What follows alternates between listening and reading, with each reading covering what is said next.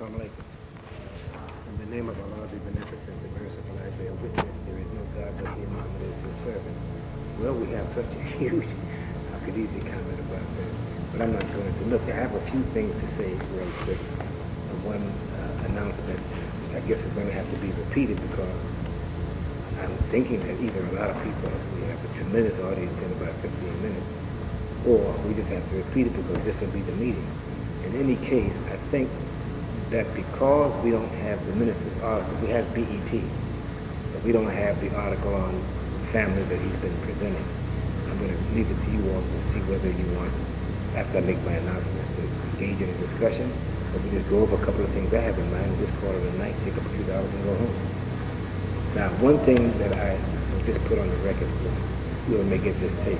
There's a lot of cities around the country where if the meeting starts off with just a few people, the ministers in that city have the horrible habit of waiting until people come. I keep telling them, that's a no-no. Because late laborers, according to the words of the Ahmad Muhammad one day at the dinner table, will cause some of the believers to lose their salvation. And remember, if there was a situation tonight where it was just you sisters and this brother Abdullah, maybe one or two other brothers, you start the meeting anyway. If you don't do no more than just discuss the prayer, that's a lot in that. You get started on time. So much for that. Now, I have the announcement, the major announcement is twofold. Number one, I thought certain things would be in place tonight for us to start really with the steps in a major way of what we have to do to make Savior Day, quote unquote, happen this coming February 24th and 25th. Instead, we can't do it. We don't have enough people tonight. I didn't anticipate that. But beyond that, there's a couple of other things that have developed, one of which is the Captain Marshal is resigning from his position or post as captain. He explained to me most of the reasons. But I've asked him to stay on until Brother Minister Joe gets back in town, which is, I think, the middle of next week, according to what his wife told me yesterday. And Brother has good reasons, and most of them are personal good reasons, and that's another subject. So that's not a big deal. It is and it isn't. The mosque is not going to collapse because Brother Marshall is not the captain, will it? Huh? I mean, I don't think there'll be a tornado or a hurricane. I don't think nothing major will happen. Anyway, I wanted to make that announcement. But anytime you have any kind of a change in one of the minister captain, secretary, or assistant captain, then that does call for some shifts and some things that will be done a little bit differently. That's one thing. Now, this is something I want to raise. It's been on my mind now for 2 solid months. I'm not asking you to respond to this, but I want you to think about this, okay? Maybe later on in the week we can cut it up, or maybe next week pick it up as part of the subject. I'm going to ask each of you to ask this question of yourself later on tonight in the privacy of your own space. Are the 144,000 being formed now? See? Are they being formed now? I don't know if you have a Schofield Bible or not. If you do, the notes are very interesting. They're concise. They're wrong. They're talking about the wrong people. But with what you already know, you should be able to look at those notes and make some intelligent interpretation. But the question is, are they being formed now? And if the 144,000 are being formed now, then what goes off in your mind? Now, I'm not going to go far into that because I don't want to help anybody. I want you to think about it. Here's one thing I want to say. If the 144,000 are being formed now, one impact on each of us should be intense gratitude. Because you have a lot of brothers and sisters in the last roughly 70 years who are dead. The believers who came in the 30s and 40s and 50s, a lot of them are gone. I was talking with a brother that I've known since 1957 the other day, a brother who I'm hoping to bring in town, a brother who is one of the best salesmen on earth, a brother out of Detroit, Brother Norman Muhammad. His slave name is Thrasher. He's in the song business and whatnot, but he's a tremendous salesperson. Great. And at some of the conferences we intend Labor's meeting and other kind of meetings we hope to have. We hope to have that brother there, but I wanted him to come here because I wanted the believers just to meet a brother with tremendous talent who a lot of us around the country don't know.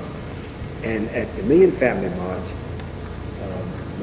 we saw each other at the beginning when we first got there, and we agreed where we would meet after the minister finished speaking, after everything was officially over, just to go and renew acquaintances. We hadn't seen each other in quite a while. And so we had to walk, I don't know, 8 or 9 blocks to get to his car to give us a chance to talk. And he was telling me about certain believers who I remember in 1958 and 59 who took care of a lot of business in Los Angeles were gone. He mentioned this one, that one, the other one, and about another brother being in a old folks home. And I said, wow, you know. And so that conversation fed into the larger thing that's been on my mind. So I'm going to ask you, if you will, take a look at chapter 6 and 7 of Revelation. And if you got a Schofield, it'll make other suggestions that I think are very, very interesting. And I sat reading it. It's one of the most intriguing books in the entire Bible. Remember, everything in the Bible that's true is backed up and elaborated upon in the Holy Quran. Of course, the Holy Quran talks about the 3 groups of people. The first group is a small group. But the Bible talks about this 144,000. And if that's going on right now, does it have any relationship to our beloved brother minister, who is far from being in the hospital? It does. If the first is true, then there is a connection because he's here right now. Okay? Now, the other thing I want to mention to you very briefly is that I learned yesterday. I didn't get in touch with anybody today, but he had his first meal yesterday. He's eating intravenously. He had a major operation. I mean, I don't think any of us in this room, as far as I know, correct me if I'm wrong, have been in a hospital where somebody was cutting on you for 8 or 9 hours. That's a long time to be under anesthesia and all that. Well, it's not true that he's still weak, but if you know him, he's affecting everybody in that hospital. Not just because who he is, but if you're going to see, if anybody's around him, I don't care what his condition is, he's going to say something to make you feel better. He's just that way. I don't care how down he is, he will always work to say or do something to make whoever he sees feel better, period, and especially better about themselves. That leads me to the next point. We had an interesting meeting this past Sunday. I thought we did. I was dealing with problems outside of the city for 4.5 hours. So I wasn't able to prepare like I wanted to, but I still think it was an interesting subject. If you heard it, if you haven't, maybe you pass some of it on to others. Redemptive suffering, I called it part 3. And one of the things that I want to mention now that happened after that meeting was I had the occasion to talk to 6 different groups of us after the meeting. And I'm not going to go into the details of the problems. Each one was a problem. But the thing I want to point out is this. And I'm hammering away at this with everybody I get in touch with, even to the point of making some of you irritated with me if you talk to me. We've got to learn to improve our communication skills. We really do. So many of us sometimes start talking before we really have thought, and what we say, and all of us have done it, the words come out mixed up, and the person is sitting there trying to take the different parts and put them here and there in their head to understand what you're talking about. Have you ever been in that situation where you have to ask the person, what are you saying? You know, I really didn't get it. Not that I'm stupid, but I don't know what you're talking about.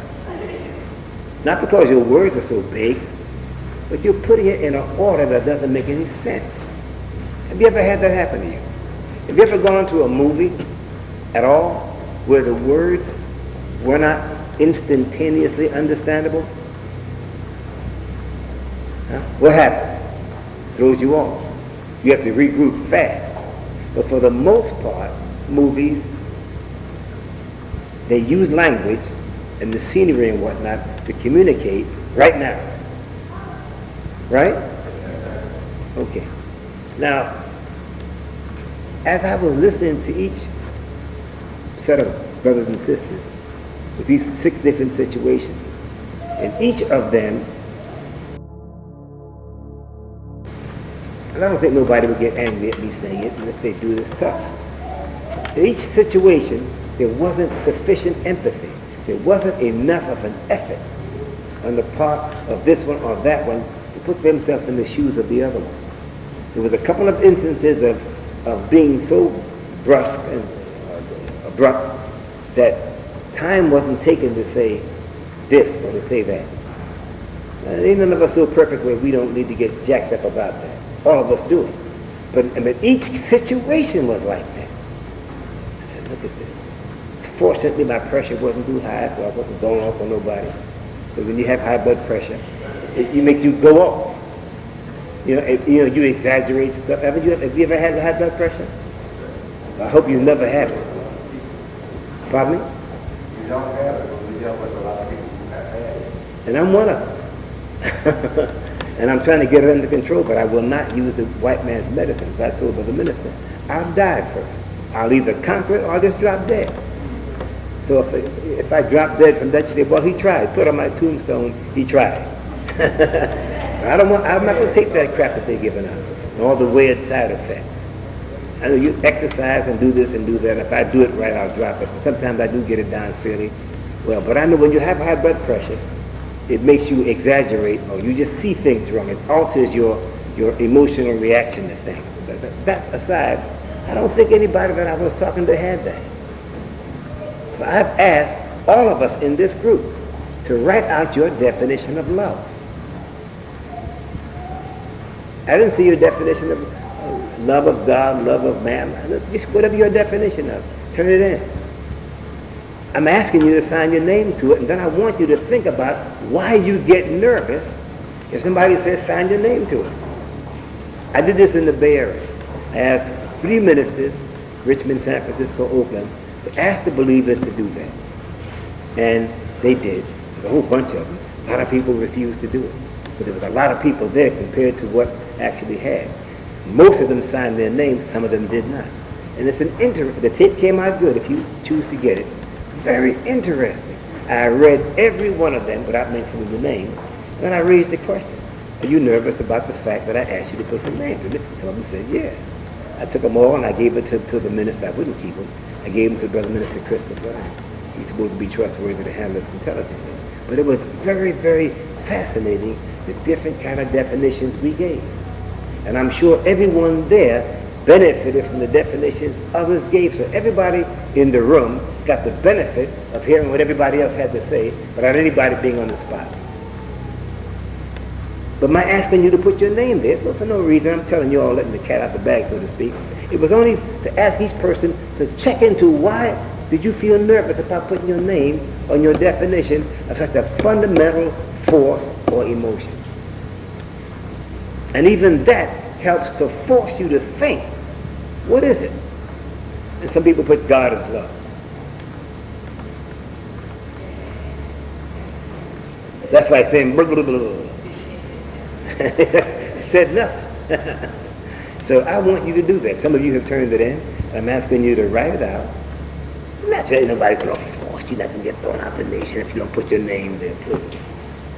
One of you all here, and the sister's not here, I don't see her, she just went to the dictionary. You know how you go and just print out whatever the dictionary says. And I told her mother, no, tell her I ain't going, I'm tearing up and throwing it in the garbage. That one don't count. I notice she's not out tonight, but I don't know the reason. Could be working or whatever, I don't know. So, now, the last thing I want to do for tonight, and then we decide how we want the rest of this meeting to go. I want you to listen carefully to this.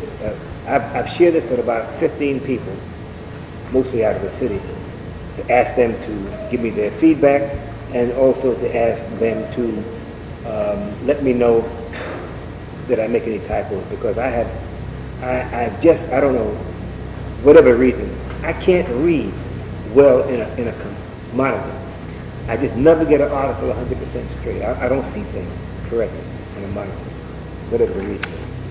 Now, this is number 7. This is due to come out next week here to Develop Along. Number 6 is due out tomorrow. I guess we'll get our paper tomorrow. So I began in number 6 not this one, number 7, dealing with what happened May of last year when Brother Attorney Lewis Myers was discussing with the minister, or the minister was taking him step by step into what happened. And he went past a certain point, and his daughter said what she said. Now that is some material in the other article. Will she get it tomorrow? I hope that you read that. This article takes it beyond where the other article is, so I'm like skipping over something. Okay? But I want you to listen to this anyway. Much has happened over the last 13 days since I sent in my last article to Final Call. That was on October 28th. After the Honorable Minister Louis Farrakhan met with hundreds of thousands of families, totaling between 1.2 and 1.4 million persons on the Capitol Mall at the Million Family March, he entered the Howard University Medical Center for a dangerous operation. As the world now knows, it was successful. All praises are due to Allah. And then the next sentence is by itself. It's bold. It's in italics. I want to emphasize it. And I wrote this. And then there are the problems of the election. Then I move past that. Now I'm talking to you. But if you read this, I hope it would be obvious that I'm suggesting something and saying very little. But here's what I will say to you. Not that this tape is going to go anywhere to the FBI, the CIA, but I was asked a question last Thursday night. There were several ministers on the phone around the country. And I was asked what did I see in the elections. And I'm saying this to you straight up. White folks who whenever this word, they got it. And I advise you, that there'll come a time when you shouldn't even talk like this. It's not that far off. I said, well, brothers, I see persecution coming down. I said, whoever becomes president is about a little over half of the electorate that didn't vote at all. And of the 100 or so million that voted, half of them didn't vote for that person. In terms of the electorate, whoever gets in will be in on the basis of a little less than a fourth of the electorate. Not counting the younger people, we don't know where their heads are at. I said the first thing that person's going to have to do is try to unite the country. And one way white people usually use to unite the country is to find a scapegoat. Right. It's us. If you can believe it, it's going to be us sooner or later. I said a bit more along that line. Then I said that the Honorable Elijah Muhammad one day in last week of June 1964, told me straight to my face, he said, brother, he said, the main instrument Allah is going to use to bring these people down is confusion. He said, but you better not talk like brother. Yes, sir. We'll talk about it. Yes, sir. A couple of days later, the headline of Muhammad's speech was, Confusion, Confusion. I looked at that. I said, what am I to learn from this? I said, well, number one, obviously, this is me thinking to myself. Obviously, I don't know what all he knows. He's looking at the future. He knows from God, but I don't know. Okay?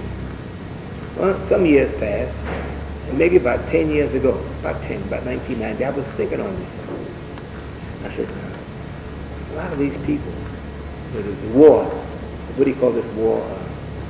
Gulf War, right around that time. I said, I said, now America is getting herself in trouble. She was easily stopped to that. She was stopped, probably kill her, they got thought at that time. I said, but she's over in Saudi Arabia, got troops that's going to cause all kind of stuff. Of course it has. I thought about that for a while. Sins have reached on the heaven. That's what Revelation 17 says. Even though that comes to us in 50. But now she's there. You know how white folks are. White folks, wherever they go, they make do that. They do that. They do that. I don't care what they say, they're going to do it. Okay, and you got people over there, they're good people in Saudi Arabia. You got some jive people there, but you got a lot of good people there. And you also have a lot of people there, a lot of them, 1 out of every 100 can read your mind. And then you got some who can destroy countries from their living room while drinking tea. So I said, the wife goes, now they old, but this is a heck of a situation that they're getting themselves into. I said, wow. So I started thinking like this. He says confusion. He told me not to say nothing. I ain't gonna run my mouth about that. I wouldn't know what all to say, and I don't know how he's gonna do it anyway. And I also know that he got out under confusion.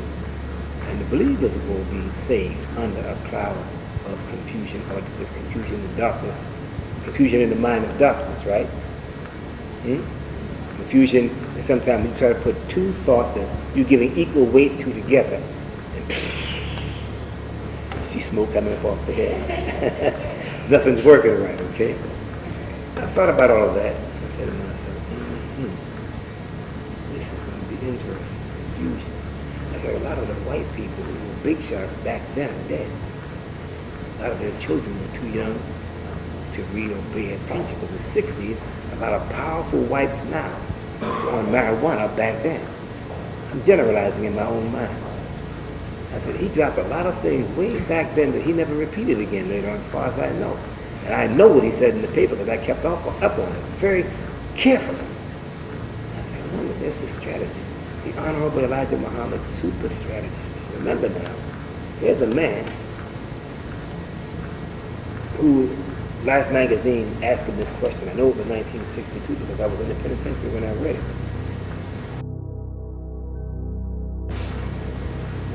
Ask him, what is your ultimate aim, Mr. Muhammad? He said, to rule the world.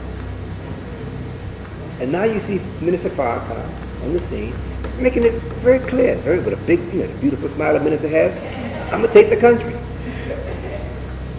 And he's setting about moving on it right now. And he's the head of a ragtag army. Us, right? And the man got so much, but the thing is, he's backed by God himself. And he knows it. It's not a guess. He knows it. Otherwise, he wouldn't have this kind of confidence. Now, as against this broad picture that I've just given you, listen to the rest of this. Before we revisit the conversation between Minister Farrakhan and Attorney Louis Myers last year, during which Mr. Farrakhan learned for the first time what his daughter Fatima told him that he said while he was unconscious. Let us go to How to Eat to Live, Volume 2, written by the Honorable Elijah Muhammad. On page 27 he wrote that he was, quote, not immune to the sicknesses and complaints of the common people. He is also to suffer. Now he's talking in the third person, but he's still talking about himself. Is also to suffer, but yet, as the book says, the pleasure of the Lord is with him, and that in his own good time he will heal all of us, close quote. On page 69 he warned, do not look at me when you see me sick, quote unquote. Do not look at me how, I asked. He was saying that we ought not to look at him in a manner that shows such gross immaturity, so as to reject him and his truth on the basis of his being sick, thereby rejecting our own salvation. Now, I'm saying this to you when this comes out, and you can think about this later on when you see this. I deliberately left out certain things that he said that dealt with last messenger. I did it for a double reason. One, I want to keep on a certain point that I'm driving at. I'm not so much concerned with his identity as such in this particular piece. I'm concerned with making a big point which is about to be made in a moment. Be very analytical when you're reading somebody's writing, especially when they have space constraints. I'm not supposed to go over but so many words, and I never make the headlines, okay? Other people make the headlines. I don't know what the headlines are going to be. Now, but I'm doing this because I'm also hoping people go to the pages and see the rest of what was there and rest of what the rest of it. And I know among the people who read my article very carefully are Orthodox Muslims. I have them in my mind every time I write. Now, suppose you lived in Phoenix in 1962 and saw him when he was so sick that he went down to 112 to 113 pounds. How would you have reacted? Suppose you saw him in great pain due to his severe cough. Suppose you saw him gasping for air from the effects of bronchitis and you had to help him with an oxygen mask. What would you have thought and felt? The Honorable Elijah Muhammad continued, quote, I have suffered the same afflictions that you have, so that you will not have this as an excuse for your disbelieving. Close quote. He continued, quote, I suffered sickness with you. I suffered imprisonment with you. I suffered the deprivation of family as you had. Show me what you have suffered that I have not suffered, close quote. At the root of the cause of his suffering was the depth of his love for Allah, God's truth, and us, and the length he was willing to go to save us. But how many of us will take the time to prayerfully read, and think deeply enough and enter into intelligent discussions that we may grow to see the true nature and value of his suffering? What kind of reasoning is it to say that a man is a liar and not from God on the basis of his sickness or a need for an operation? Such thinking is worse than silly. I had to fight in that sentence to keep from using the word stupid. If I use the word stupid, then I got to define it, and I may go over my quote of words, so I'll save it for another article. Everyone whom God has sent, such as Noah, Abraham, Lot, Joseph, Moses, Aaron, Samuel, David, Solomon, and many others, including Muhammad, are dead. Did death invalidate the truth that they taught? Sickness is not as final as death. So how can sickness invalidate a person's mission and teaching? According to the Bible, some of Allah's prophets got sick. That did not make what he gave them all of a sudden false. Their illness did not mean that he had withdrawn his favor from them. Their condition did not make what they taught false. To think such way after declaring the belief shows shallowness and hypocrisy. Such blindness prevents such people from seeing a higher truth, that even in their sickness, such men and women of God were being advanced in their respective missions, even as they were suffering. I know this to be true of the Honorable Elijah Muhammad from what he stated in public, at his dinner table from what he told me and others in private, but I was blessed to understand as I observed him over the years, and much can be added to this. Perhaps the above now has stimulated us to think deeper into Minister Farrakhan's suffering. Minister Farrakhan's work has benefited everyone in this country and elsewhere. And if you knew the non-stop, distressful, very painful conditions under which Minister Farrakhan has worked for many years now, you would hang your heads in shame if you have been or are yet one of those who has murmured against him and held back even a part of your support of him. Some thought the Honorable Elijah Muhammad suffered as he did because he sinned. This is foolish. Many people actually think that just because something comes up in their minds, it's automatically the truth. But by what means do we test the truth, meaning, and value of what comes up in our minds? Holy Quran repeatedly urges us to judge by that which Allah has revealed. So, what is your evaluation of Minister Farrakhan's suffering? Should we not start with sincere prayer, intense study, and intelligent discussion with others who are like-minded, and with a full acceptance of the wise way of Minister Farrakhan? Jesus reportedly said to one who misunderstood the deeper secrets of what he said, quote, "If I have told you earthly things and you do not believe them, how shall you believe if I tell you heavenly things?" John 3:12.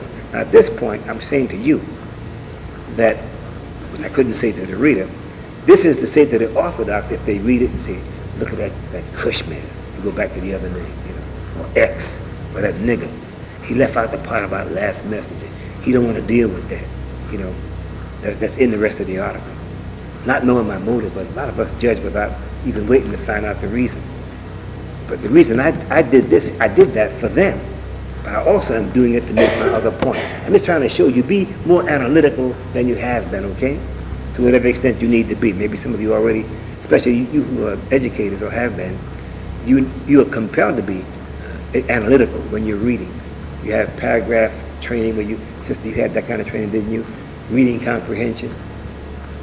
Yeah, reading comprehension, to comprehend anything, you got to analyze first, don't you? Take it apart and then put it back together. Now, then I said, and read 1 Corinthians 2 and 7, chapter 3, verses 1 and 2. Brother Kenny, could you put this on the board, please, in case anybody wants to write it down? Just put what I'm saying now. It's right on the board. Brother, help me get the board out, please. Help us right now. Because if you decide to read this, you will learn a lot. You hear what I'm saying? If you decide to read these extra passages, it will take you deep into something. And we need the kind of board that has wheels, huh? We need a modern blackboard. But remember, we don't own the building. And we don't even have a blackboard, do we? So we got to be grateful for big and large favors, huh? Is this blackboard ours? We got supreme wisdom and no blackboard, right? But you know, we got to have our own building before Savior's Day. We got to have, as I said to you Sunday, we got to be on our own building in the next couple of months. That's part of what Savior's Day has to be. And we got money. It's not that we ain't got no money. Now we have all of a sudden, for the sake of whoever may get this tape in case they're not in town, now we have a large audience. Okay, now, so write down on the board, please. Somebody. Anyway, let me continue. Write down John 3:12.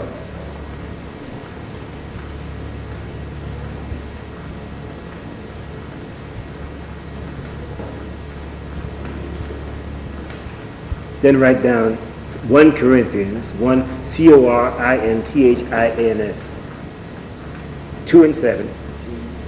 Corthians,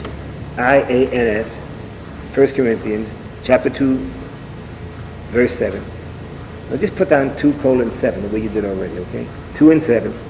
And then put down 3, chapter 3, underneath it, 3. Underneath it, just put down 3, verses 1 and 2. And then Hebrews 5 and 11. Hebrews 5 and 11. Verse 11. Verse 11. No, chapter 5, verse 11. That's confusing the way you have it. Just put the semicolon, right after, erase the other 11. The other 11. Okay. Then put down 1 John, chapter 4, verse 10.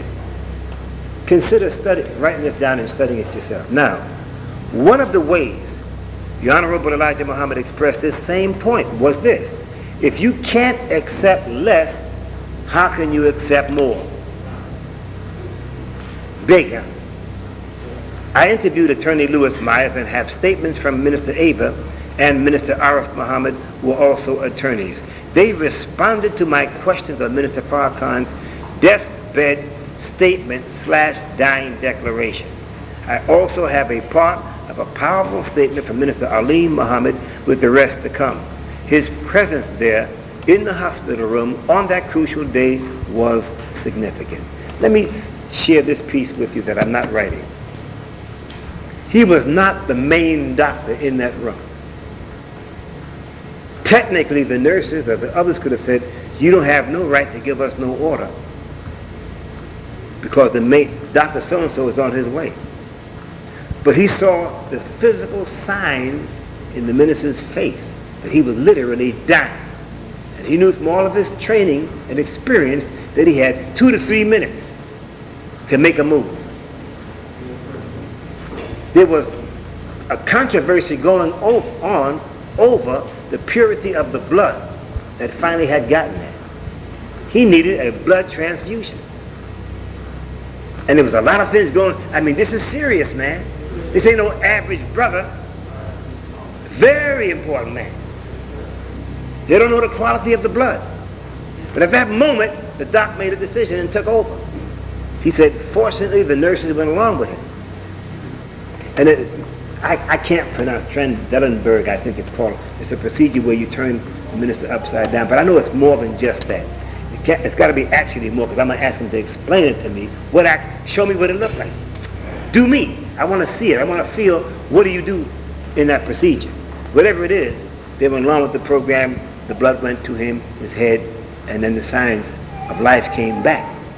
And then after they did whatever else they did, and they did some fast things, he said he's not sure about the minutes, because you're not in a situation like that. You're not looking at your watch. Huh? I mean, you can't be isolated and unaffected by what's going on in a situation like that. The minister came to, the minister started quoting out the Holy Quran. Quite a brother, huh? And he said he began talking as if they had been in the middle of a conversation. And the minister just continued the conversation. And that reminded me of what Bernice told me years ago, and I don't mind saying this, I should say it. When Almighty Muhammad was real sick out here in 1962, I wasn't there, I was in the joint.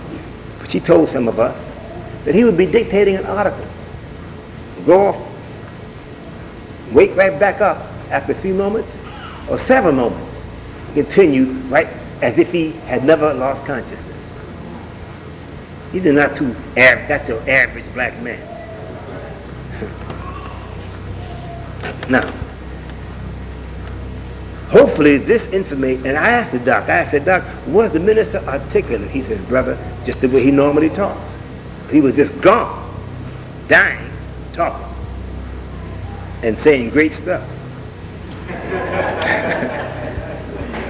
Hopefully this information can help us learn more about the unusual value of the heart of Minister Farrakhan. This can help us to see deeper into this specific time period and what is about to happen and how to improve our preparation. That's why I'm talking this. Look, I'm talking about what happened last year. He's in the hospital right now. You think that's an accident? No, I'm picking this deliberately to try to put something on people's mind. You can tell time if you observe Minister Farrakhan carefully. What time? Look in Fall of America, page 151, wherein the Honorable Elijah Muhammad wrote, quote, in these two books, one can easily find everything foretold that is happening today, close quote. He was referring to the Bible and Holy Quran. Read the context of this quote. Now, I deliberately don't say no more, but if you go and read it yourself, it includes, among other things, he's talking about children's hair turning gray. Okay? Now, let's go back to that momentous discussion held between Minister Farrakhan and Attorney Louis Myers in the quiet of the minister's farm in the month of May 1999. Attorney Louis Myers is a highly significant brother who loves Minister Farrakhan. At a certain point in their discussions, his love for the minister coupled with his compassion in response to his brother's health condition moved him to hold his brother's hand. In that phase of their discussion, Minister Farrakhan expressed the deepest kind of gratitude for the prayers of his Christian brothers and sisters. This point is so vital for us to understand that I must return to this much fuller. At this point, I'll just say that Allah drew them closer to himself and his Christ by means of Minister Farrakhan's redemptive suffering. Then the minister began to take his brother step by step over what happened. He explained what happened that led him to being taken to the hospital by his family and what happened in the hospital. He unintentionally omitted a certain critical time period. That was the few minutes during which he lost consciousness. At the point when he lost consciousness and went on to speak beyond that, his daughter Fatima respectfully interrupted him, saying, Dad. She then proceeded to inform him of what he said to the Almighty God Allah as he was unconscious and dying. Mr. Farrakhan's first and immediate reaction to his daughter's words was a surprise. What? What did you say I said? No, what did you say that I said? She repeated what she had just told him. I summed it up last issue, but I here say again and explain later, Allah never will that he die then. Who the hell am I to say that? I'm saying it. I wrote the article. I'm not taking back what I said. Said it last issue. What makes me sure of that? There's a lot of things I'm not sure of. I'm not sure that we're going to have electricity in the next 5 minutes. I don't know. I mean, I hope we don't have an accident getting home. I don't know about that either. But I know he was not to die, then I know that. And I wrote about it before he went to the hospital last year and got beat up from coast to coast and border to border for what I said and didn't say all that I knew. And anybody with a common sense knows Jabril don't put himself in no centerfold of the final call. You think I wrote what I wrote and the minister didn't read it? Not only that, he was the one who said, Jabril, you ought to read. You ought to write such and such a thing. I said, all right. So I wrote it. He said, it needs to go into the centerfold. He's the publisher of the paper. Well, I'm telling you. So it's okay. You know why it's okay? Because we the 144,000. We the elect of God. And I remember your father, Chief, saying one time, he said, you know, brother, sometimes the elects get under my skin. Quote unquote, exactly those words. That's what he said. The 144,000 are the first believers. First believers in the initial stages of this teaching, in the kindergarten. Yet we judge each other often like we're all grown-up adults. How do babies evaluate one another in the crib or the playpen? That's the way we should be evaluating from the perspective of a 2- and 3-year-old. See, but I don't know how to do that. I'm growing. I'm 40, 50, 60. Well, think on what I'm saying anyway. Because in the knowledge of this wisdom, we're babies. Yet we come down, we're judgmental. That's what I heard last Sunday as I talked to various people. They all got it smoothed out, I think, I guess, maybe.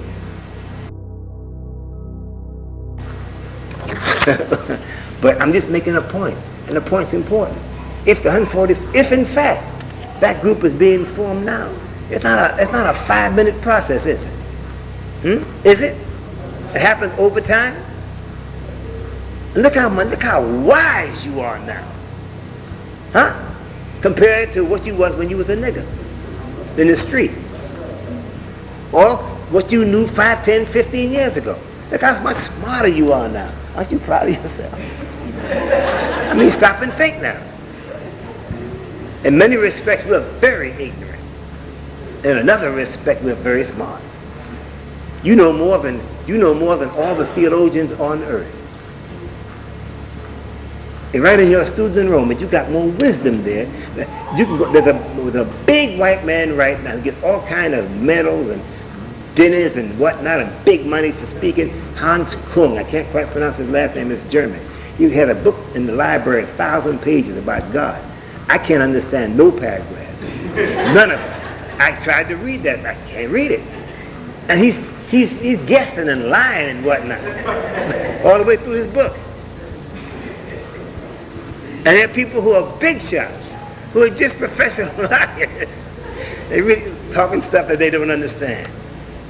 I saw this guy on TV once, and I said, my God, look at this dude. He don't know what the hell he's talking about. I should be getting his money. Oh, boy. The minister continued staring at his daughter. He then looked at his brother, his eyes filling up with water. He squeezed his brother's hand. Brother Lewis squeezed the minister's hand. All were overwhelmed, especially the minister. Later the minister said, according to Brother Lewis, that this experience was the, quote, greatest challenge, unquote, to his faith. Then I added these words, and he passed. I'm saying it was a test. I don't care whatever else it was. What kind of a test? But, you know, why do you have to test a man? If a man is written about in advance that he's going to succeed, why you got to test him? One day, when I was quite a bit dumber than I am right now, I was listening to the Ahmad Muhammad, having coffee, and we were talking about some things, we were talking about some prophecies that he had fulfilled. And I was just staring at him, and I said, you know, I guess to him I look like a little 5-year-old or less. Gee, dear, fulfilling prophecy is hard work, isn't it? He just laughed. I mean, this really happened. I think back on it, I guess I look at how I must have looked to him, but fulfilling prophecy. Now, if it's already written of you that you're going to succeed, then why you got to go through changes? Well, how about ask us as a people, maybe depersonalize it for a moment. If we are the chosen, we're going to rule the world. Why we got to go through all this stuff? Why don't we just get up and start ruling? Say no, you put niggas in charge, man, for the last 5 minutes. Or undeveloped Muslims, huh? See? Now look at this, please. On page 242, and I hope that you will look at this. This is the 1/3 edition. I explain. Now this I couldn't put the whole statement in because it was 210 words. I didn't have enough space, so it's not here. But on page 242 of this is the 1/3 edition. Left side, top of the page. I explained that at times God brings certain responses from his servants to qualify them for what they are yet to do. Often his ways seem strange, even paradoxical. That is because of our distance from his wisdom. But his ways are not strange to himself. Then I say, see also web address and I give it, www, for more about divine paradoxes. I'm at home right now typing up this other section. Right now it's about 5,000 words. I'm trying to cut it down to maybe 1,000 words or so to deal with that, to illustrate it. Okay? Now, what about us? In that, on page 242, part of it, Master Farad Muhammad told him, come on, Kareem, we got about all we're going to get. He broke down and cried. He said, Father, if you destroy them, destroy me. That's serious. He wasn't looking at a Negro when he said that. He was looking at the Supreme Being and knew it. Think into that. Think about that. Think about it. Greater love has no man than what? Give what? That's all that's apex, huh? Now look. So, in that is a lot. Then I go ahead, one believer wrote me a letter, and I quoted a paragraph, and it's like this. I said like this, and I put it in this article. Even though the quote was, the letter that was written to me was about the last article. One brilliant believer wrote this in part about my last week's article, quote, by definition, unconsciousness implies that the conscious mind is no longer able to monitor or censor itself. So what a person says in this state, to me, exposes what is at the core of that human being. No better time than this to rage at and curse God, if that's what a person's uncensored mind calls for. But our dear brother did the opposite. There is such a lesson in this. And the people who want to take the minister's place, I don't think there's no brother in the city, no average believer, no believer I just can't, no brother in the nation who wants to take Mr. Farrakhan's place. And I don't think like that. You want to help him and grow and develop yourself. But there are people who want his position. That's a fact. That's crazy.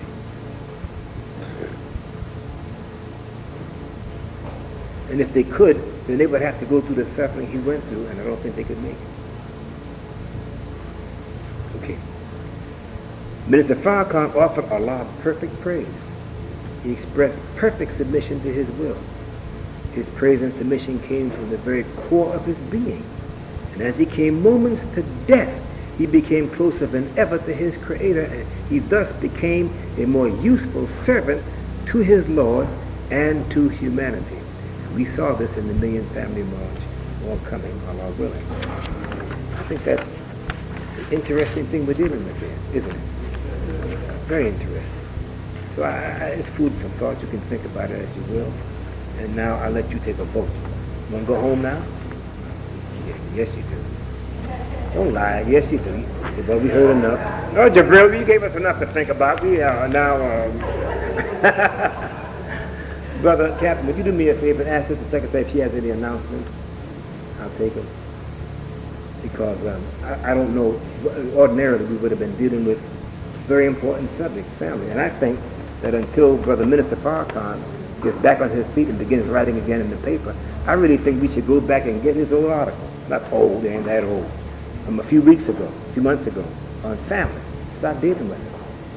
Because what we are supposed to be trying to do is get the Indians and the Mexicans and the blacks, not just in Phoenix, but Casa Grande and Yuma and Flagstaff, and do it right here a few months from now. Can you picture, what's in your mind? Can you picture a whole day of workshops and with the video people catching everything? Can you see it? But Muslims got to run it because you can't have madness. You're not going to have no runway model stuff, sisters, as you know. You're not going to have that.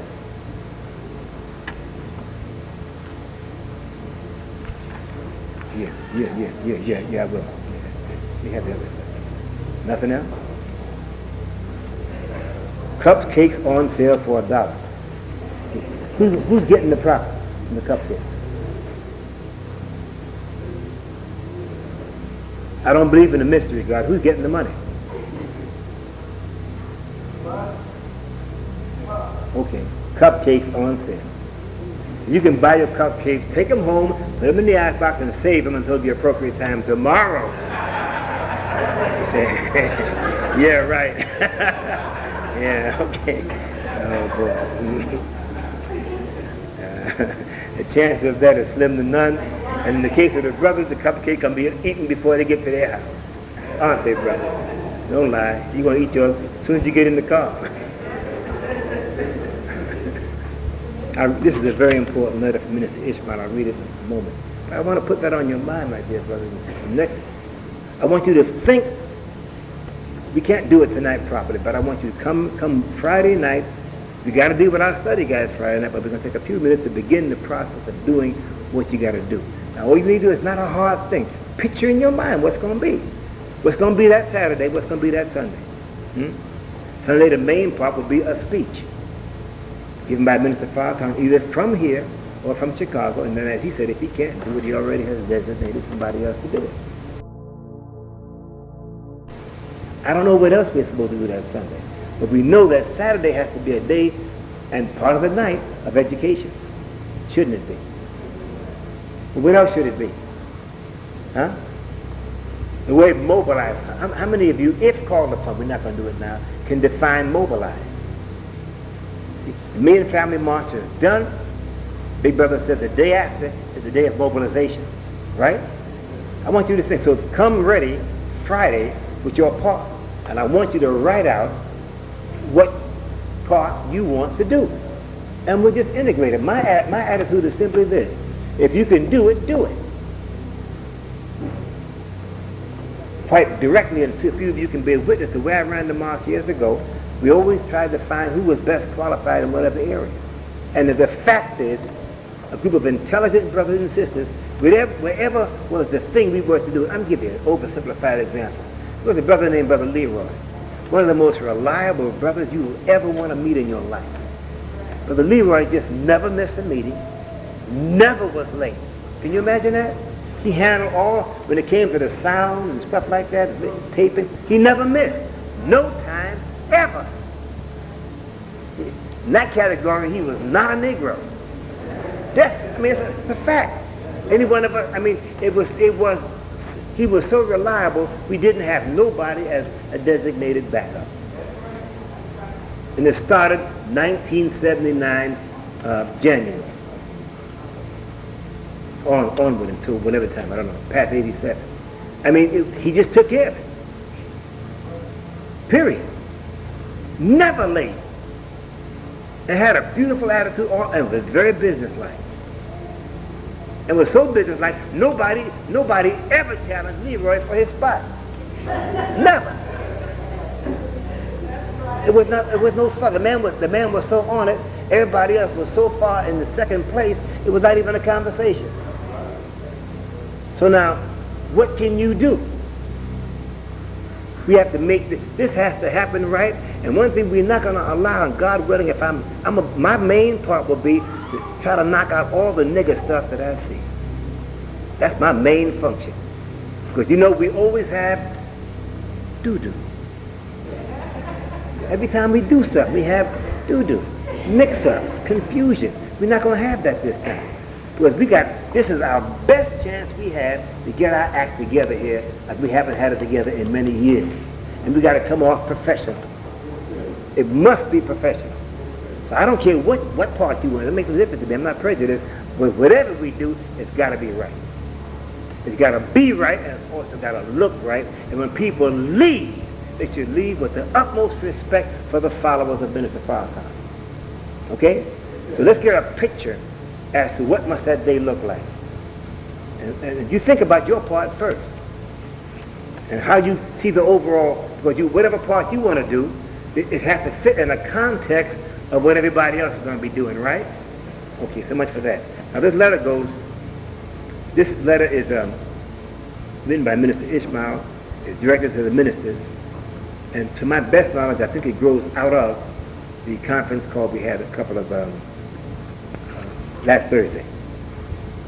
On behalf of the Supreme Captain, the National MGT Captain, the National Secretary, we hope this letter finds you, your family, and the believers in good health and spirit. We're pleased to inform you that the minister is in good spirits and his recovery is going well. We're writing you to bring to your attention that the number 2 Toy Treasury is in need of our immediate support. All of you who are leaving, be sure you drop something in the bucket on the way out, right? Have a bucket. And I want everybody to put something in the bucket for no more than a dime. Okay? Listen to this now. Over the past 2 months, and you know Minister Farrakhan is not, I mean, who do you think is paying his medical bill? You cut right to the point. Huh? The government? Do you think the government would pay for Minister Farrakhan's medical bills? Does he have medical bills? Does that make him an undivine man because he got medical bills? Master Farad Muhammad had his stomach pumped in his 30s. He had to pay money. Somebody paid money. Huh? See my point? Just get real about this.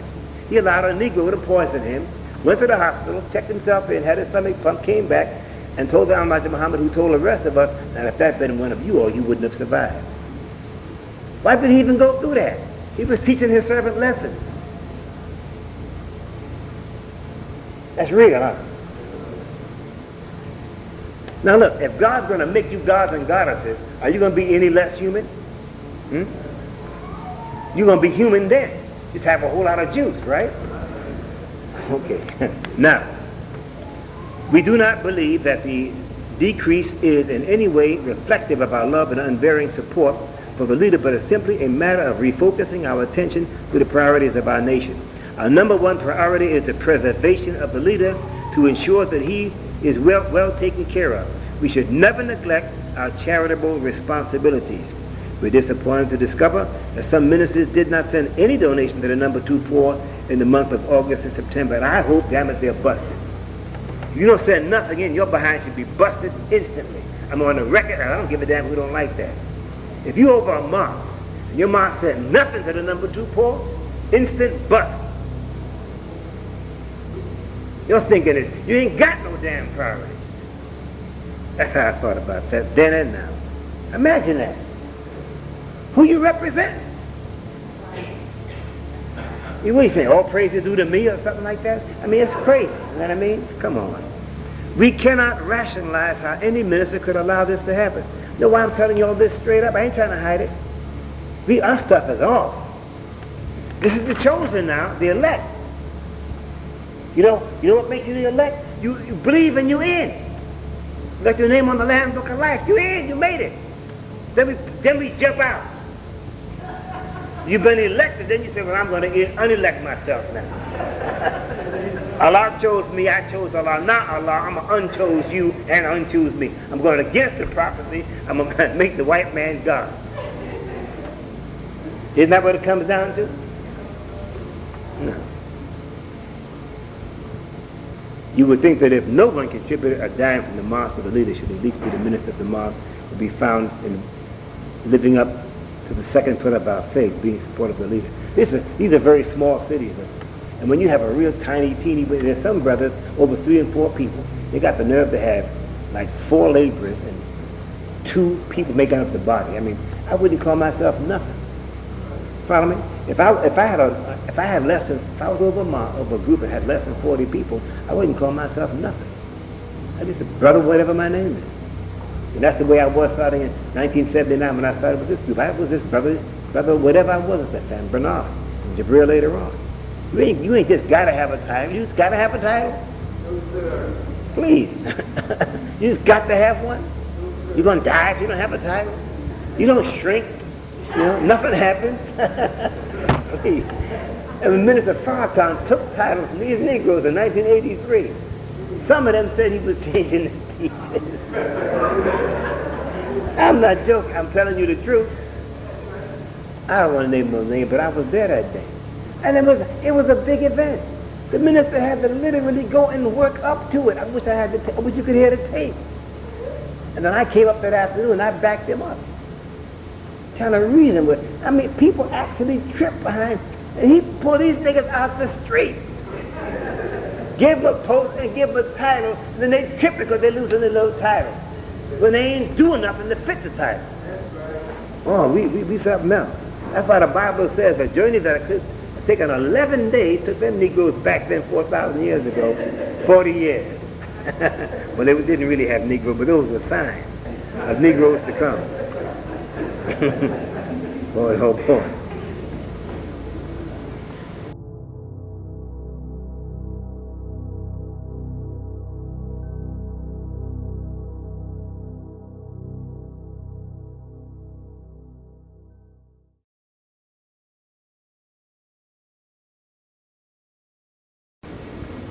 But the minister says here that this behavior is no longer accepted. He calls it unintentional. I do not need to tell you that the importance of the number 2 poor treasury to our leaders' well-being as well as the nation's. I'm sure that you know the minister's surgery and hospitalization is quite costly and has put an added strain on the number 2 poor. We're asking you to immediately increase your contributions to the number 2 poor to prevent any further shortfall to this treasury. Our Mid-Atlantic Region Minister, Mr. Cody X, has already taken the initiative to raise $100,000 in the Mid-Atlantic and Eastern regions. We thank Mr. Cody X for his tireless efforts to support our leader in taking the lead in raising these funds. We believe that if every believer would commit to a minimum of $25 a month to the number 2 poor over the next 90 days, this will go a long way to strengthening the number 2 poor and offsetting Mr. Farrakhan's medical expenses. By the way, if any others of you have any cards, unless you already have sent yours in yourself, I'll take them tonight and send them off in a big package I have tomorrow. Okay? Now, there is no need to launch any drive for Mr. Farrakhan's medical expenses. Let's simply increase our support to the number 2 poor treasury. Probably that has and will take care of his medical bills. We know that together we can fulfill our duty and obligation as a nation to our leader. Let us be found by Allah worthy of this service. And you know, ingratitude to a man of God results in God taking him away from the people. Last point, he says, thank you, and may Allah continue to bless you and your family and our nation with success. Your brother, etc. Okay. Give his title assistant minister to Minister. Okay, now, so you have $25 right now. You're going to give up to the number 2 poor. Well, if you have anybody can come out here to make it easy, come out here and just. Do you want to give up $25 right now? Okay, yes.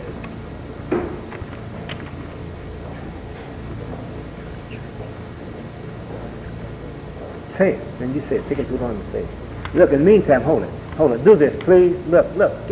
Get somebody back there to come out here, give these people, these believers, receipt, and take the $25 right now. That makes it easier rather than anybody potting up the door later on, right? Okay. So anything else you want to give, you can give it later on. Please, hurry. Go do it. Make the announcement. Assalamu alaikum. Brothers and sisters, most of you know this weekend we're going to be having a dinner where we're inviting this church to come and really fellowship with us after our meeting Sunday. And the sisters are asking that the brothers help donate tonight some money because they need things like tablecloths and other expenses that need to be taken care of so that we can make this a very positive event. So we're asking tonight also if you can donate some money towards that to help with the dinner program this Sunday. Okay, thank you. Thank you. Okay, so please, is anybody helping? What I ask you to do? Ask somebody to come back there and help. Please.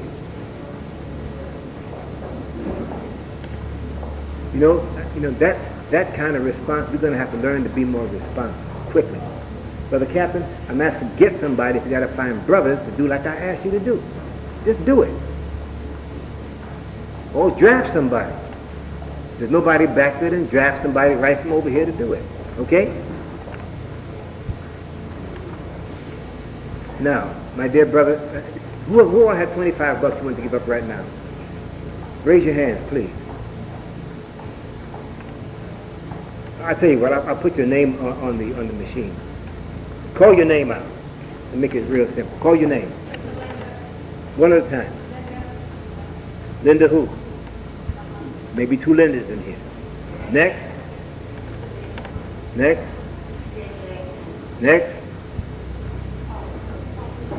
Okay, now I want the names to get on the tape so they can get their receipts later on. That's the purpose of this, okay? Do you think that, yes, somebody else? Okay, $25 a piece each person? In the back there? $25. Okay? Brother, did all these names get on the machine? Everybody's name got on the tape. Okay. Now, did you collect the money already?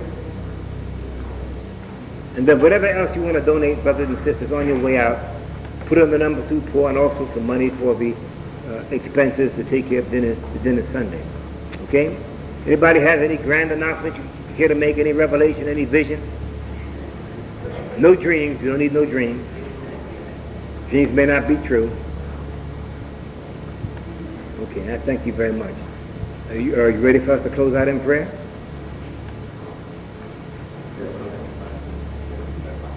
Well, that's an important process. Collecting the money is necessary.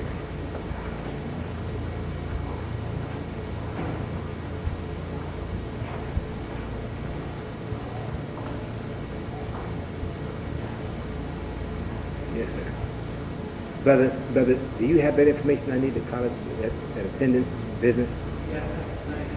You'll have it tomorrow? Okay, about what time? Okay. Okay, good. Okay. All praise to you for Allah. Any other loose change you have, like any 50s or 40s? Have you ever done this? Sisters and brothers reached in to donate a certain amount of money, and you only had maybe a 10 or something like that you want to give, and your hand hit a 20? Has that ever happened to you? Have you ever wanted to give $10, let's say, or 20, and your hand hit a larger figure, like a 20 or a $50 bill? Does your conscience bother you when you pull out that small amount? Huh? Does it? Does it ever bother you? Okay. Now, I guess that covers tonight. Now, don't forget now, Friday night, be on time. Now, there was an announcement made at the beginning of this meeting. Who missed it? Who missed a significant announcement at the beginning of the meeting? Guess what my response is? Should have been on time. I'm not going. This is my tape. Brother has a tape in the back. Now you got to go and ask somebody else what happened. I'm not going to tell you nothing. You should have been here on time. I know one thing. If you tell us that you're giving away $1,000, no, I say $100 bill. You can just say 100. You ain't got to say 1,000. Next Friday, you'll be on time. Even if it was just to see if it's real. And if there's just a possibility of you getting a few $100, you'll get it. Yes, sir. Okay, do that immediately after prayer. Let's just have us just standing around. We're not going to do that. Brother, you're not going nowhere for a minute. Just let's say the prayer in the meeting, and then he'll get your money, okay, to help the MGT out. You going to give your money out? Yes, sir. The women are asking for help. What you going to do, man? One brother, two brothers. How would I help the rest of us? See, that's silent strength, huh? Let us all stand. Yes, ma'am. I can't hear you.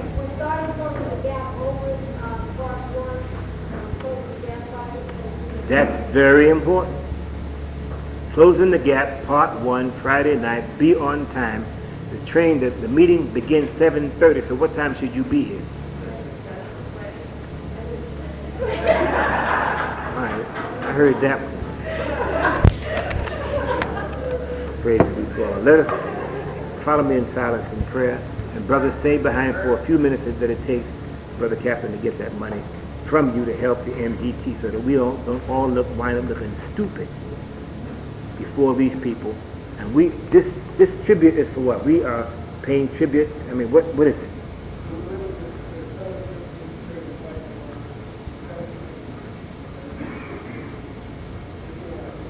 That's what we should do. Because that pastor has had to fight for us to stay here. All right? Thank you. Let's follow me in silence.